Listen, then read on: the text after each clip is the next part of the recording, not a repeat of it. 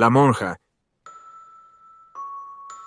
9 de agosto, 1921.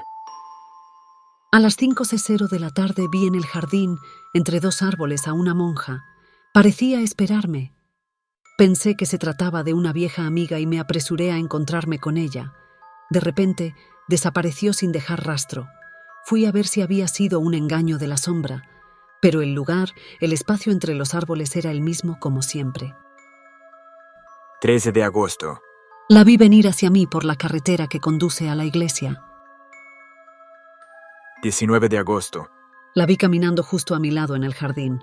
Llevaba el hábito de Malersdorfer. 14 de septiembre. En el oratorio. Antes de la Santa Misa vi algo reflejarse en la ventana frente a mí. Pensé que la ventana que estaba detrás mío no se había detenido, y por eso el movimiento delante de mí, y así me di la vuelta. Estaba justo detrás de mí. Vi muy bien su rostro.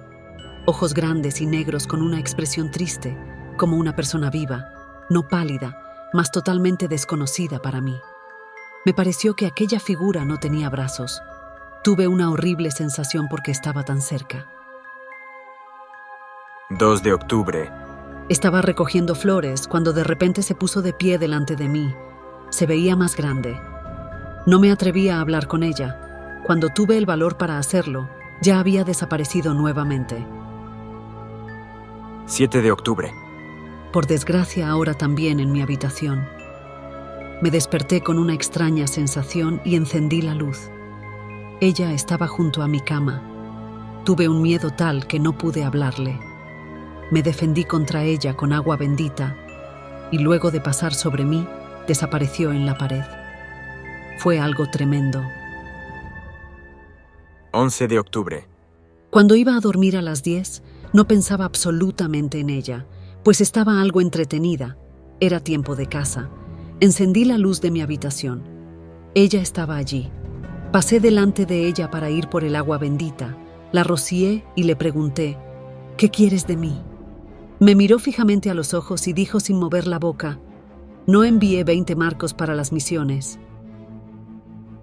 Muchas personas se sorprenden y se conmueven que por 20 marcos debiese sufrir tanto. Se equivocan. ¿Qué pecados ha cometido la monja en su estado que no se dice?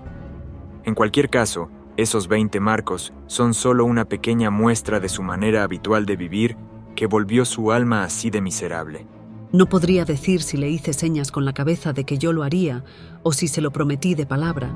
De todos modos se alegró porque al instante se me acercó. Creo que quería decirme algo más.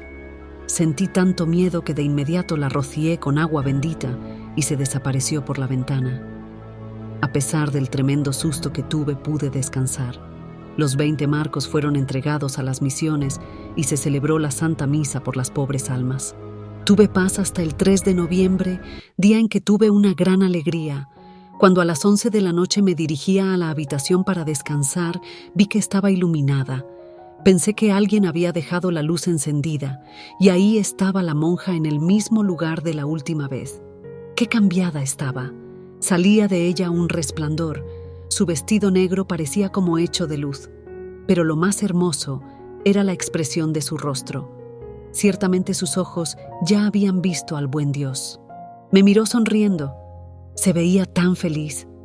Sus manos, que vi por primera vez, estaban cruzadas sobre su pecho. Su rostro era solo comparable a una piedra preciosa. No puedo encontrar otra expresión.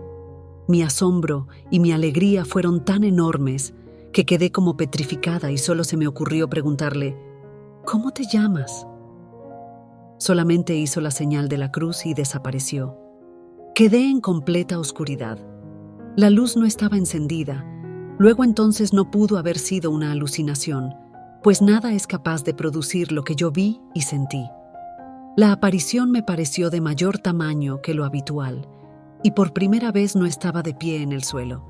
Esta fue la última aparición de la monja, pero quizás me sirvió de preparación para otras. Gracias por acompañarnos hasta aquí. No te pierdas la tercera parte de este relato del diario de la princesa Eugenia. Si te gustó este video, dale like, suscríbete a nuestro canal y activa la campanita para recibir notificaciones de nuestros próximos videos. Déjanos tus comentarios abajo Nos encantaría saber tu opinión. Bendiciones.